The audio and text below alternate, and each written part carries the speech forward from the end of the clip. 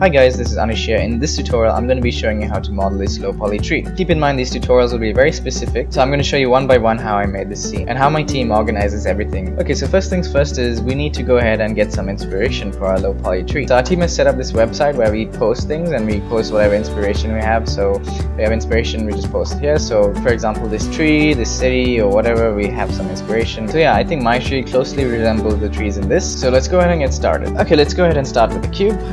So I'm going to use this house as a reference. You can go ahead and download that. Information on downloading it is in the description. You have to be a patron. But yeah, let's just get started. So first off, I'm going to make sure that this is on the grid, like properly on the grid. So I'm just going to turn on step snap. So under the modeling toolkit, if you just click here as well, it should pop out, and just type 0.125, and that is like something I like to snap to. I don't know, I just like, but then yeah, the cube should snap onto the ground, and then we can go ahead and disable that. Keep in mind I'm kind of new to Maya. I'm still getting the hang of it. I'm a Cinema 4D user. So now let's go ahead and just move this up like so, and then maybe select the sides and then scale it down. Whoops, the house like so and like so.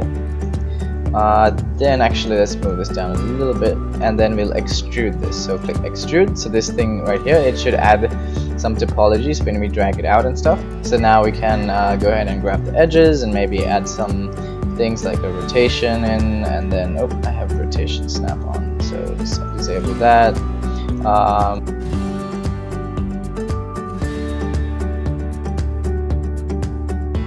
Okay, so now let's go ahead and make some branches. So let's get our multicut tool and just click and drag like so, and then we should have some added topology that we can work with.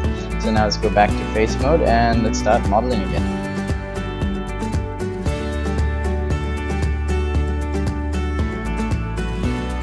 Okay, so as you can see, I continued extruding things and now I got a couple of branches, but there are some excess polygons here, so some polygons that I don't need. So I'm just going to go ahead and get rid of it, go into edge mode, and then hold shift and right click, and this gives us some options here, and then you get the target wheel tool. It's also here, so you can go ahead and click on it, and then you can click and drag and get rid of these excess polygons. So select that, there we go.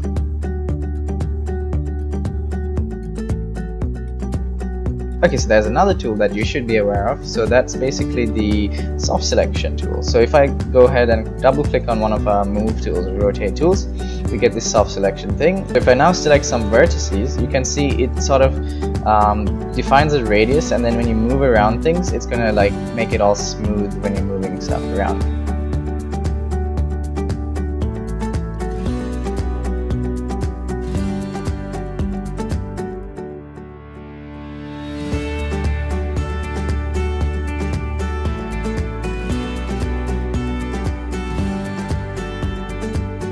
Okay, so the next is the leaves. So there are a couple different ways you can do this. So one way is by making a sphere and then going ahead and like editing some bits of it. So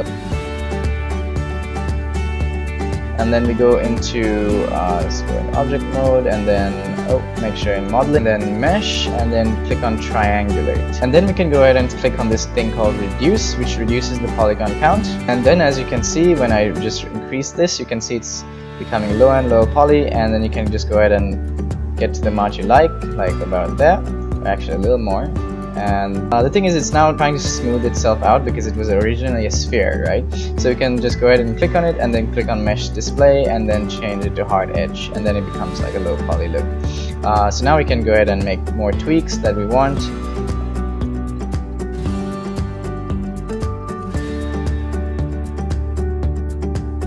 So yeah, that's one way of making the leaves. So there's another way of doing it, so that's also by linking the leaves together. So that's how I made my tree. And let's go ahead and select both these objects, the ones that we want to link, and then we click on combine. So that will make it one object. So now it's just one object and it gets it together.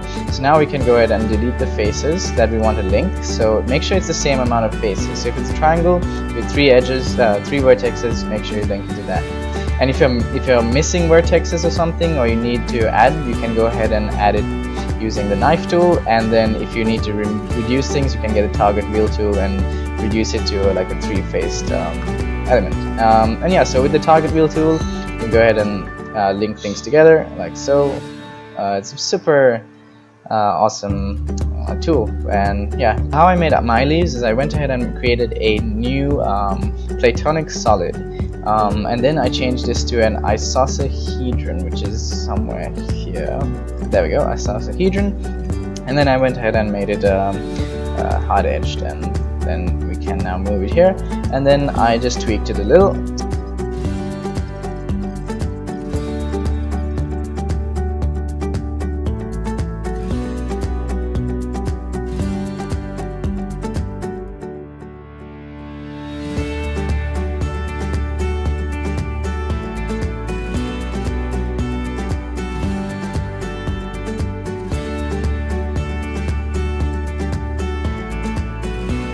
Okay, so now I'm quite happy with this model, so I can go ahead and add the textures and stuff. So now I'm happy with the model, so we can go ahead and delete its history. So this is all the some information of extrusions and stuff. We can go ahead and delete that. It's unnecessary data, so let's go ahead and delete it. And then we go ahead and import into game engines and stuff.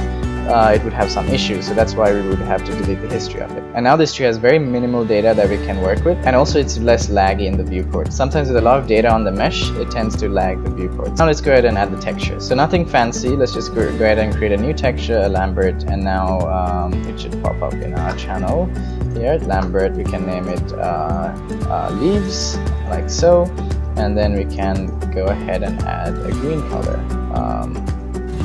So you can also be very creative and create whatever color you like. And then we make another one like so, add a material, Lambert, and bark. There we go, so now we have the tree. So you can go ahead and group it and parent it properly, so we can either select the bark. So that concludes this tutorial on how to model a low poly tree. Stay tuned for more tutorials, and yeah, thanks for watching, and bye.